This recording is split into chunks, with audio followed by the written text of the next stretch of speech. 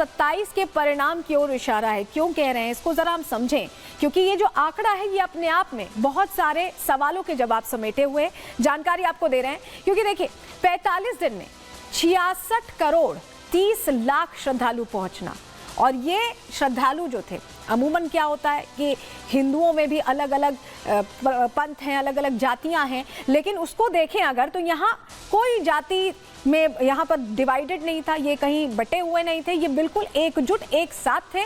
और यही वजह है कि सनातन का जो ये महाकुंभ था इसमें हिंदू एक होते दिखाई दिए। ये हिंदू चेतना को जगाने वाला कुंभ था, ये हिंदुओं को एक करने वाला कुंभ था, और ये रंग पूरे प्रयागराज में बिखरा दिखाई दिया। इस तरह की तस्वीरें सामने आई। लेकिन आपको जरा बताते हैं कि जब हम कह रहे हैं कि ये जो आंकड़ा है ये अपने आप में बड़ा कीर्तिमान स्थापित करने वाला आंकड़ा तो है ही, लेकिन फ्यूचर में क्या होगा, भविष्य में क्या होगा, उसका इशारा देने वाला आंकड़ा भी है।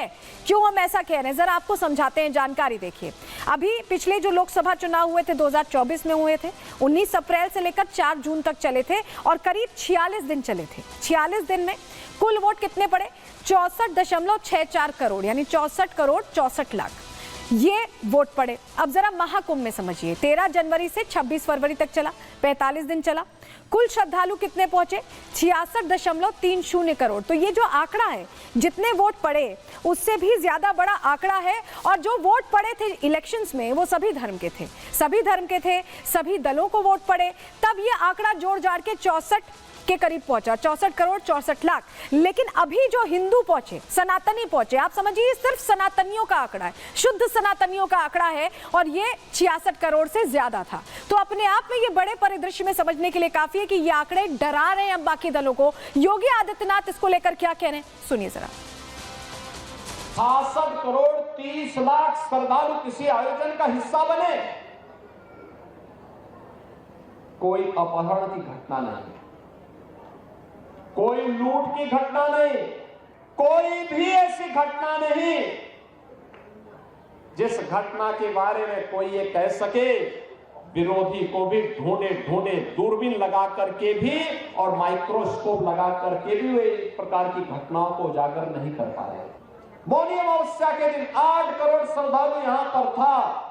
इतना बड़ा समागम प्रयागराज आने की ने तत्पर दिखाई दे रहा था, लेकिन विरोधी और विपक्षी लगातार दुष्प्रचार कर रहे थे। किसी अन्य जगह की घटना को प्रयागराज से जोड़ करके बदनाम करने की साजिशें हो रही थी। मुझे लगता है कि जनता जनार्दन ने एक सिरे से उन्हें खारिज करके प्रयागराज महाकुंभ में आकर के साबित किया कि नहीं, तुम्हारे दुष्प्रचार में अब नहीं आएंगे, सनातन का ध्वजा अब कभी झुकने वाली नहीं है। और 2024 के जरा वोट के आंकड़े भी हम आपको बता देते हैं, क्योंकि उससे आपको बेहतर समझ में आएगा क्यों हम कह रहे हैं कि ये जो सनातनी आंकड़े हैं ये विपक्षियों को डरा रहे हैं। बीजेपी को कितने वोट पड़े थे 2024 के चुनावों में, जरा आपको बताते हैं। 23.60 करोड़ यहाँ ये वोट का आंकड़ा था, 23 करोड़ 60 लाख करीब वोट पड़े। वहीं कांग्रेस की बात करें तो 13 करोड़ 68 लाख वोट पड़े, और समाजवादी पार्टी को 2 करोड़ 95 लाख वोट पड़े। अब आप ऐसे में जरा दो लड़कों की जोड़ी को जोड़ भी अगर आप लेते हैं तो भी आप समझिए कि 16 करोड़ ही होते हैं। फिर भी बीजेपी भारी है। लेकिन अब ये जो आंकड़ा छुआ है सनातनी हिंदुओं का आंकड़ा, जिन्होंने स्नान ध्यान किया है, जिनके हिंदू हृदय तक ये बात पहुंच चुकी है कि सनातनी को किसको इंपॉर्टेंस कौन देता है और उसको लेकर प्रणबद्ध कौन है, करबद्ध कौन है, ये जरूर समझ में आ गया है लोगों को। और ऐसे में जनता क्या सोच रही है, लोगों का क्या मानना है इन आंकड़ों को लेकर, इस मैसेजिंग को लेकर, सुनिए जरा। इतिहास में नाम दर्ज करा दिया है, तो 27 का चुनाव तो निश्चित ही श्री योगी आदित्यनाथ जी और भारतीय जनता पार्टी के पक्ष में होने जा रहा है, इसका कोई मुकाबला नहीं है। 27 का चुनाव तो कन्फर्म है। प्रजाओं को ऐसी सुविधाएं मिली हैं जो आज मान के चलिए जब से महाराज जी आए हुए हैं ना, तो देश स्वतंत्र है। बीजेपी के पक्ष में होगा। सब एकता का भाव सब में भरा हुआ है, कहीं पर कोई विवाद नहीं हुआ।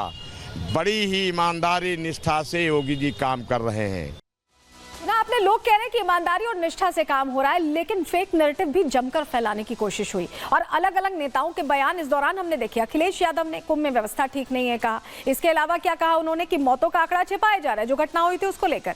और यहाँ ममता बनर्जी ने तो एक कदम आगे बढ़ के ये कह दिया कि ये महाकुंभ नहीं, मृत्यु कुंभ है। सोचिए, इस तरह की बात कह दी गई। लालू यादव कह रहे हैं कि कुंभ फालतू है, उनके लिहाज से सनातन का इतना बड़ा महापर्व फालतू रहा। मल्लिकार्जुन खड़गे ने कहा कि लाशों को गंगा में बहाया गया है। इस तरह के बयान जब आए तो ऐसा नहीं है कि इन बयानों से इनको लगा कि इनकी तुष्टीकरण की राजनीति पुख्ता होगी, मजबूत होगी, लेकिन सनातनी हिंदुओं का झुकाव भी देखने को मिला, क्योंकि इन बयानों के बावजूद भी वो लगातार पहुंचते रहे, आंकड़ा बढ़ता रहा। जरा अब आपको अगली तस्वीर दिखा रही है, तस्वीर भी आपके लिए देखना जरूरी है, क्योंकि सीएम योगी आदित्यनाथ ने यहाँ कर्मवीरों का सम्मान किया है, उन लोगों का जिन्होंने जी तोड़ मेहनत की है, 24 घंटे काम किया है। और ये काम इसलिए भी जरूरी था क्योंकि ये व्यवस्था में लगे हुए थे, ये व्यवस्था में लगे हुए थे। सम्मान करने की तस्वीर अपने आप में बताती है कि जब आयोजन सफल होता है तो लोगों की कोशिशों से होता है, और ये सबसे ज्यादा महत्वपूर्ण यहाँ हो जाता है। आपने देखा होगा कि जब राम मंदिर का निर्माण हुआ था तो प्रधानमंत्री ने भी, जो वहां कर्मवीर थे, उन्हें सम्मानित किया गया।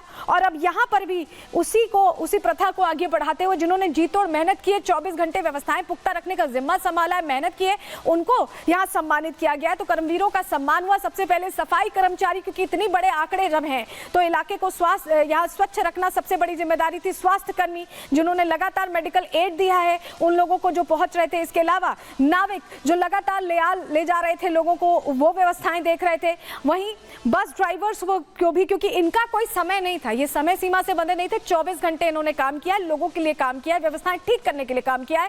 पुलिस कर्मियों को भी यहाँ सम्मानित किया गया। इसके अलावा वॉलेंटियर्स थे जो खुद सेवा कर रहे थे लोगों की, उन्हें सही जगह पहुंचा रहे थे। सभी का सम्मान करते हुए ये मैसेज दिया गया है कि कर्मवीरों का ये जो योगदान है वो हमेशा याद रखा जाएगा और उनकी महत्ता बनी रहेगी हमेशा, क्योंकि उनकी वजह से इस तरह के कार्यक्रम सफल हो पाते हैं। उनकी मेहनत इसके पीछे होती है और उसको एक्नॉलेज करना, उसको पहचानना यहाँ योगी आदित्यनाथ ने बहुत जरूरी समझा। अपने आप में ये बड़ी बात है। और इस बीच आपको जरा 4 तस्वीरें अब दिखाने जा रहे हैं। ये 4 तस्वीरें इसलिए अहम हो जाती हैं क्योंकि अब जब समापन हो गया है तो स्वच्छता यहाँ पर जरूरी थी। तो माँ गंगा की सफाई की गई है, ये तस्वीर देखिए, माँ गंगा की जहाँ सफाई की गई है वहीं संगम तट की सफाई की गई। माँ गंगा की आरती भी की योगी आदित्यनाथ ने और श्रमिकों के साथ भोजन भी किया उन्होंने। तो उन्होंने ससम्मान हर चीज का ध्यान रखा है।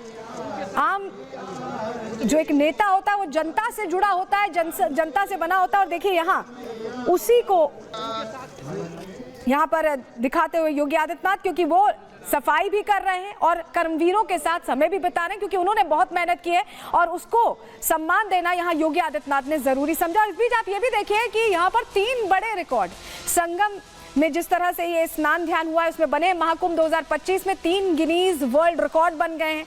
360 कर्मचारियों ने एक साथ गंगा की सफाई की और ये गंगा में उतर कर की है 360 कर्मचारियों ने।